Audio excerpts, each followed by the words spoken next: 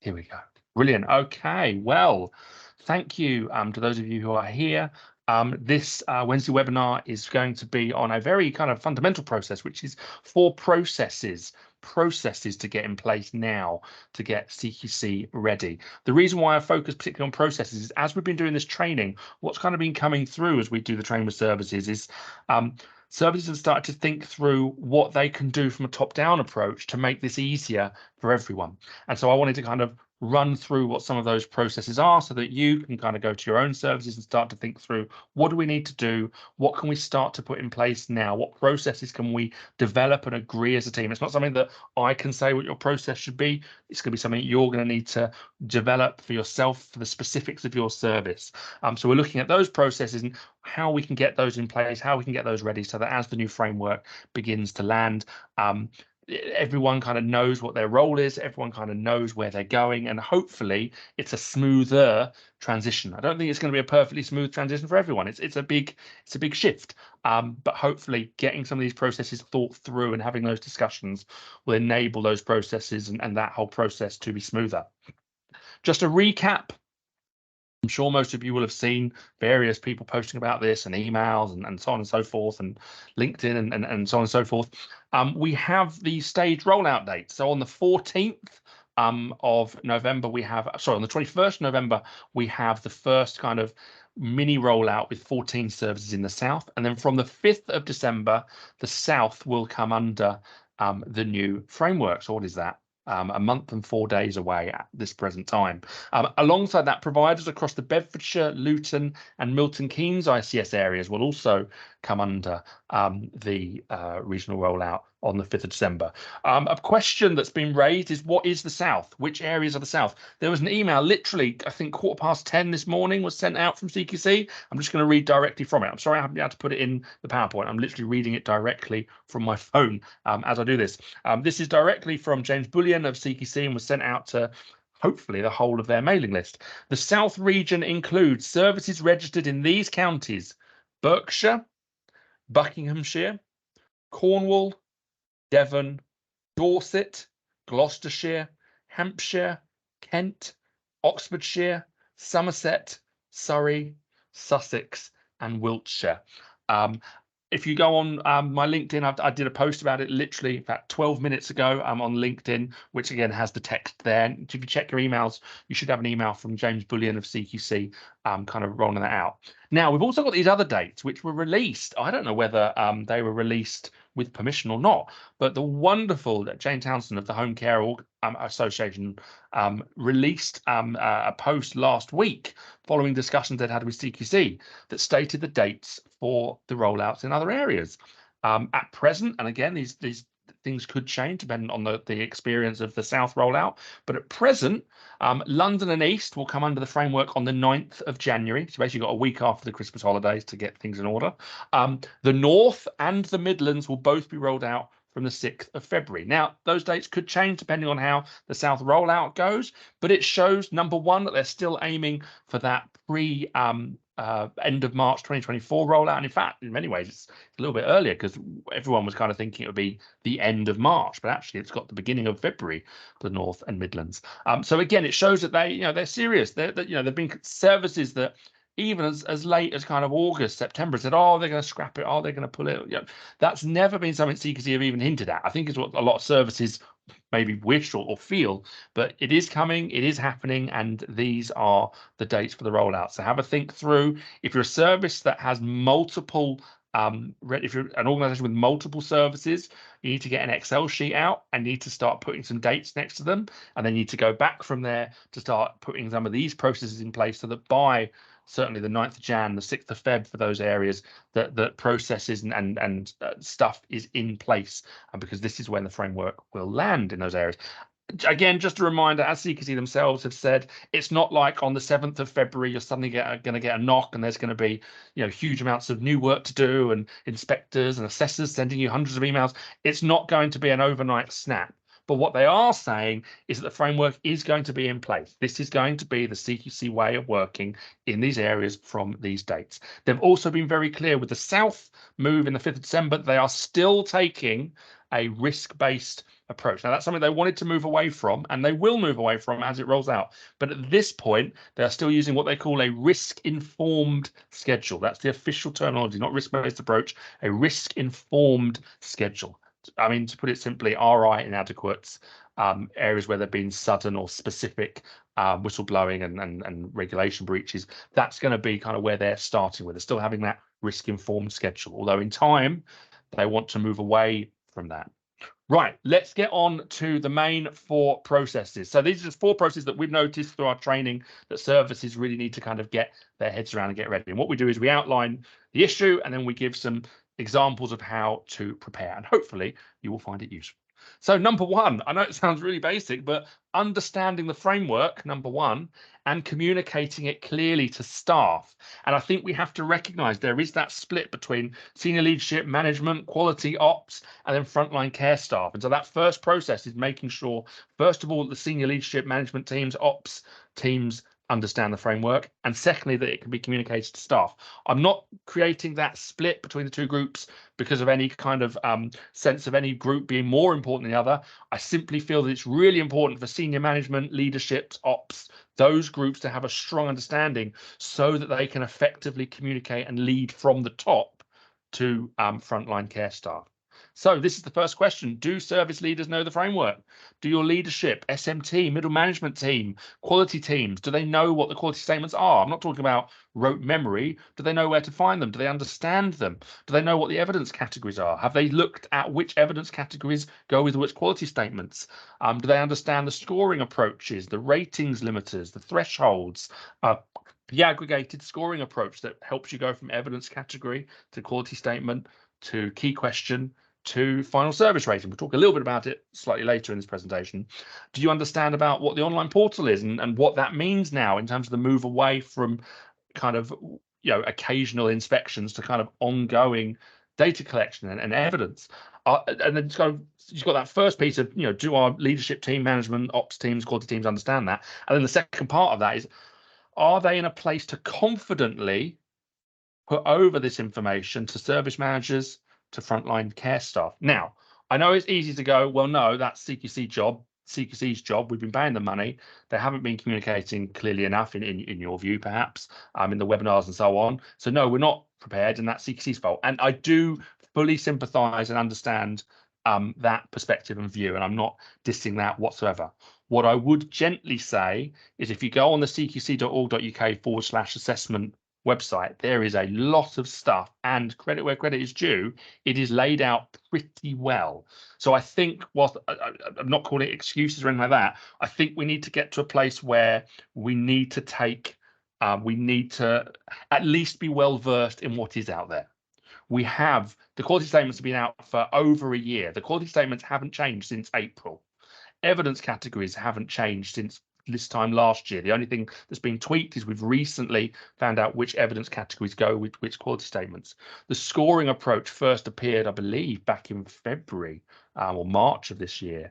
I remember exactly, it was in June, along with scoring approaches. Right? And so this information has been out there. Credit where credit is due, criticism where criticism is due. It hasn't always been clear. It hasn't been presented and communicated singularly, and it has been kind of picking up lots of little bits of information, but it is there. We need to get to a point where we understand what is out there so that we can calm and communicate effectively with our frontline care staff. How do we do this? We'll go into the specifics how to prepare, but in a broad sense, what we've noticed doing our training is that there needs to be a top-down, united, singular communication. I'm not saying that from kind of a dictatorial kind of way, but if you have a group that has 40 services, you need to take the lead on what you want to have communicated to your frontline care staff. If you leave it up to all of those managers, then you're going to have 40 care service managers possibly communicating 40 slightly different things about a singular framework that unilaterally applies to all of you. Do you see what I mean? You need to make sure that you can have a kind of a top-down as whatever the name of your service is. This is what we are wanting you to know about the framework. This is what we're doing about it. This is what it means for you. It's not about, I know people are scared about saying the wrong things or so on and so forth. The core information is out there and has remained pretty unchanged. What you need to do is communicate to your staff teams what's going on so that they can feel comfortable to make changes and to move forward and hopefully not be put off working the sector. This sort of thing can cause a real nightmare for recruitment and retention. So communicating this framework clearly to your frontline care staff is really important. Managers need to be confident enough to handle staff queries and questions. Doesn't mean you have to remember or know everything, but at least know where the information is so you can get back to people if they ask, so wait a minute, how does the scoring work? Or sorry, how many quality statements are there in SAFE? We're not asking you to be memory encyclopedias, but if you and your service managers know where to find that information, then as a service, you can start to move forward. Staff need to be pointed to the resources that are available, both resources that CQC have provided and resources that, lots of, I'm sure your quality consultant partners and Care Research and us have put out. The framework also needs to be framed as a new opportunity to be heard. Staff have such a central role in the way in which evidence is collected, scored, reviewed. So it's framing it as this new CQC framework values you and wants to hear your voice and wants you to get involved and believes that your experiences matter, rather than going, this new framework is a new way that you're going to be judged, quote unquote, which is not the case. And actually, when they quote unquote judge a staff member, really they're judging the service and what they've done to support that person. So how to prepare: review the CQC website, watch CQC webinars on the YouTube channel. You can watch our Wednesday webinar videos on our YouTube channel. Not to put ourselves, but our Get CQC Ready training day has been incredibly popular, because what it means is you get everyone in a room, and then by the end of that, or on Teams, and by the end of that day, you know that everyone knows the same core stuff about the framework. Of course, it's available. You can sit there and read through the CQC website. You can watch the webinars, all that. But there is something about getting everyone together, sharing the information so you know that everyone knows the same stuff. And then thirdly, spending time together as a team to kind of work out what that means for your service, that can be really, really valuable. So of course, do get in touch if that's of use. And then for that second part around how do we then pass this information on to staff, plan a communication strategy and approach to pass that information on. We've had a couple of services that are now looking at developing their own little videos, just summarize the core points in a couple of minutes. Consider creating an FAQs document for staff. This might be something that we put together, so I'll keep you in the loop on that. We might put together a simple FAQs document just so that frontline care staff can have an idea of what the new framework is about. Again, you might wish to hold a training session or a webinar that's part kind of telling them about the framework and part perhaps a Q&A. Either way, you need to make sure that you as a service kind of know what's going on as best as you can, and then you can move from a place of confidence to inform your staff. They need to be led by you, not because of any qualitative difference in you as people or anything like that, but because actually it shows the authority and understanding you have of the framework if you can confidently explain the core parts that matter to care staff. Okay, well, we're out of time. Let's go on to the next one. Good, I've got 4 and not 6 of these, eh? Number 2, right, systemize, I should say, and organize your evidence collection, storage, and sharing processes. So it's time to get organized. At the moment, you probably have some box files, you have some portals, you have some tech that you can log into. And if Bob, the CQC inspector, turns up, you can grab the files, you can throw bits of paper in front of them, you can log in onto all of your exciting apps, and you can just kind of make them look and read at stuff in that day, in that moment. And it's kind of a bit of a nightmare the night before, where you gather it all together and then you just kind of throw it before him or her or them that day. The fact that we're now moving to specific evidence requests through the portal, so things like, we'd like to see some feedback from partners evidence in relation to medications optimization. So the feedback evidence type was the feedback from the evidence type was the feedback from partners. The quality statement was medications optimization there. The fact that they're going to be asking for much more specific evidences against specific quality statements means that you need to think through how your current evidence fits into that structure. Which evidence categories do you have evidence for? And which quality statements do they relate to? Because not immediately, but in time, these requests will become more frequent. It's likely that you will have 2, 3, 4, 5. Who, it'll be interesting to see over the next year or so how frequent. But there's definitely going to be multiple opportunities each year regularly for you to be connected to CQC and for you to be sending documentation and evidence through to them through the portal. So you need to make sure that rather than every evidence request being, oh my goodness, run around, let's get some servers out. Oh, let's find that in the drawer, scan it. You don't want to be reactive. You want to have your evidences organized by quality statement and evidence category, and located in such a way that if someone makes an evidence request, A, you know whether you have it or you don't have it. And B, if you do have it, hopefully it's not that much work. It's just a few clicks for you to send that through. We want to avoid service managers kind of having panics every couple of months, running around, suddenly having to put all of their meetings on hold because they've suddenly had an evidence request. I don't think they're going to be super urgent, like you need to send it today, unless there's a really significant concern. But even those significant concerns, they'll probably send people out to your service. That's the kind of example where they will put someone to do an inspection. But kind of evidence category, quality statement, evidence request through the portal, you'll probably have some space and time, but you want to feel prepared and not spend days and days of your time trying to pull things together for an evidence request. And then 2 months later, you get another one you have to do all over again. It's just some basic maths as well. Another reason why you need to get organized is it's just the basic maths. You've got 34 quality statements. You've got between 4 and 5 evidence categories. Now, you're not going to have all of those requested each year, nothing like that. But if you say that you've got 10, 20, 30, 40 services, numerically, there is going to be at least 1 or 2 evidence requests in 1 or 2 of your services every week. Fundamentally, the maths of 34 quality statements times by 4 or 5 evidence categories times by 10, 20, 30, 40 registered services means that the basic maths means you must be getting at least 1 or 2 requests a week across one or 2 of your services out of those 20, 30, 40 will have a request. Now, that's just my kind of back of a cigarette packet maths, as it were. But the sheer number of quality statements and evidence categories multiplied by the number of services means, divided by 52 weeks a year, you're probably going to have some reasonably frequent requests. So again, it highlights the need to be organized so that it's not too difficult when you get these frequent requests. How to prepare? Use the quality statements and evidence categories as the primary structure for labeling and organizing your evidence. You want to know which quality statement each evidence relates to, and which evidence category: feedback from staff, people's experience, feedback from partners, processes, observations, are kind of the visits. You need to know where these evidences relate, and you need to have that organized so that when someone says we want people's experience evidence around learning culture, or feedback from staff and leaders evidence around learning culture, okay, it's there, click, click, done. You might want to look at OneDrive or cloud solutions to store and organize that documentation. You want to work out, who's going to upload it, who's going to access it, what's our policy in terms of if that staff member is off, who has access to those files so that evidence can be shared if someone's ill or if someone's away. We need to kind of think through the labeling and organization, the storage, and then the approaches to sharing that information through the portal.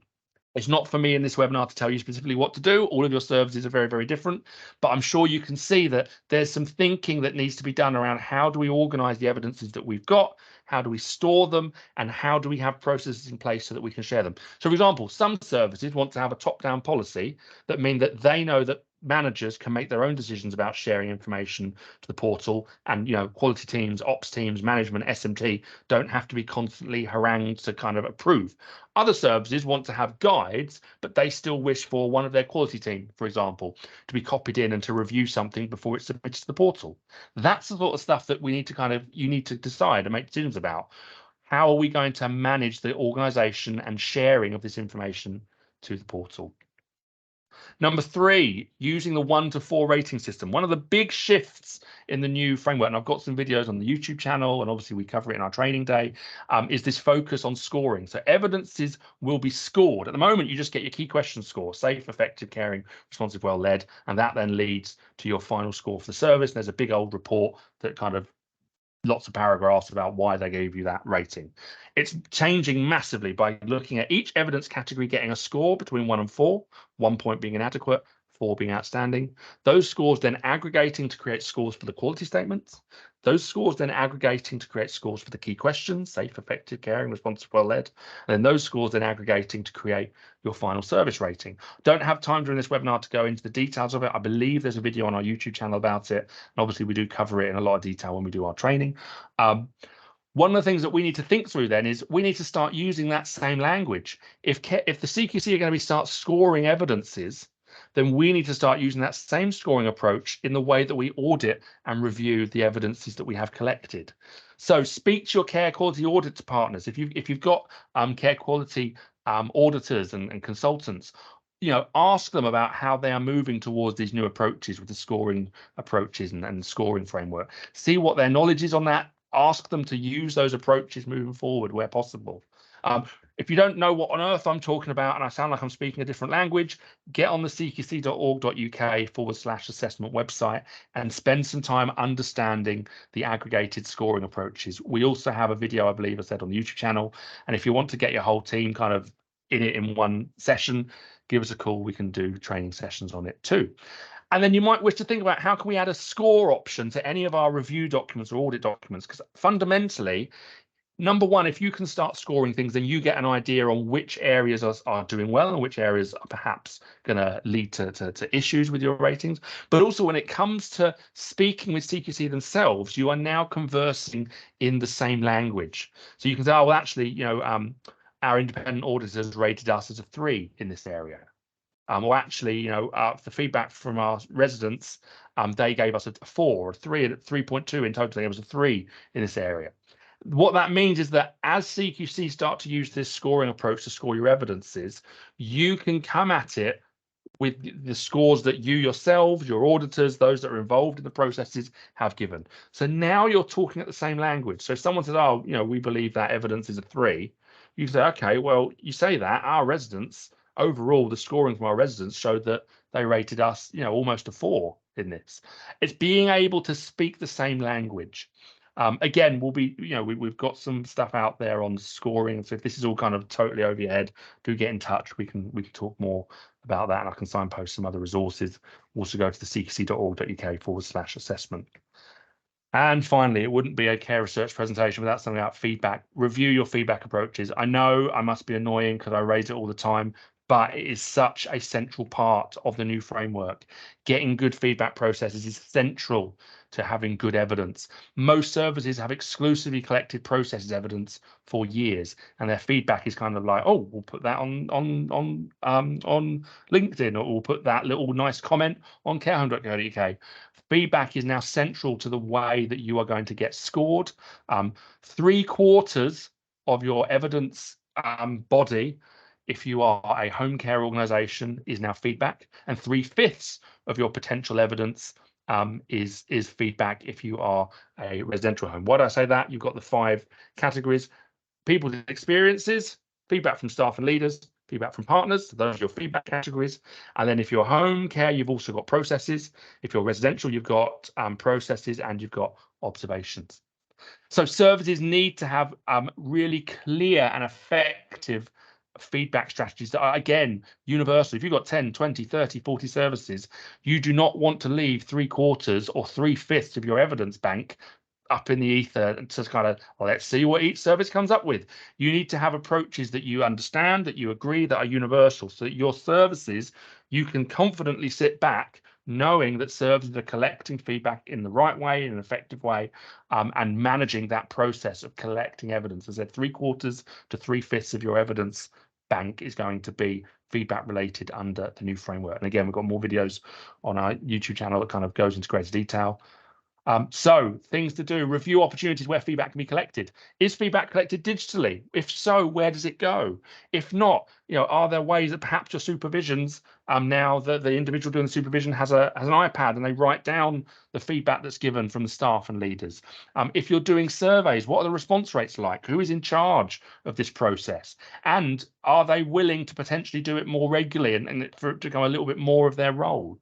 If you're using surveys, map your questions to quality statements and use a 1 to 4 rating scale. Again, that way you've got each question becomes its own evidence. Ensure results are collated into clear CQC-ready evidences. Remember, each question is an evidence. You don't want to be sending someone a 20-page survey. If someone says, what's your people's experience evidence in relation to kindness, compassion, and dignity, wouldn't it be great to go, we asked them this specific question, and the scores that they gave us a rating of 3. So our residents have scored us a good in this area. Obviously, this is something that we do, and we're happy to speak with services to explain how we do it and perhaps undertake the entire process. That's what we do. We do feedback for the care sector. We undertake the entirety of the end-to-end of the survey process, and we create these sorts of evidences. So every document becomes its own evidence. It's got our logo, so they know that it's been independently gathered. So there's no chance of you as a service kind of secretly burning the responses you don't like. It's mapped onto the framework with the key question, with the quality statements, and with the evidence category type. It's got the question, it's got the full results, but then it's got generated a score. So again, it's got that 1 to 4 scoring approach. It's got some independent analysis, got some comments that have been left in relation to that question, and it's got space for you as a service to respond. So if we did a 15-question questionnaire for you, you would have 15 of these documents. And again, there'd be a set that would be off the back of a resident and a family survey. There'd be another set that would come back off a feedback from staff survey. There'd be another set that would come back off a feedback from partner survey. And again, that just means that you've got, whether you do this yourself, whether you partner with us, fundamentally, you need to make sure that your feedback processes make sense, are consistent, and lead to outputs that you can share to demonstrate how well you are doing, because 3/4 to 3/5 of your evidence are now feedback related. So, quick recap. Looks like we're going to be on time, thankfully. Recap. Number 1, understand the framework and communicate it clearly to staff. It's really important that senior leadership, middle leadership, ops teams, that you have a strong understanding that you can then pass on and cascade that information in a clear, singular, united, helpful way, so that all of your service managers, frontline care staff, know what you wish them to know about the framework. Number 2, systematize and organize your evidence collection, storage, and sharing. Pin your evidences to quality statements and to evidence categories. Think about having a shared cloud drive. Think about who accesses that. Think about what your approaches are in terms of sharing it to the portal. Do you want it to be pre-approved by someone in your quality team or someone in your senior leadership team, or do you trust and kind of want to send out guidelines that managers can try to take the lead of that themselves? Number 3, use the 1 to 4 rating system. It's time to start using the language of the new framework. If they're going to be scoring evidences, it makes sense that you score evidences too. And then finally, number 4, review your feedback approaches. Feedback is such a central part of the new framework, so let's make sure we're doing it right, whether that's you putting new processes in or you pairing with organizations like ours to make sure that that feedback process end to end is done really effectively and well. Right, that's enough for me. I'm going to stop talking. If anyone has anything they wish to raise, feel free to put it in the chat. I'm going to stop the recording as well in a moment. Alternatively, obviously, you can email me, research@careresearch.co.uk. You can also obviously connect with us on LinkedIn. If you have any questions, anything you want to raise, anything you want to discuss, do get in touch. Let's stop the recording.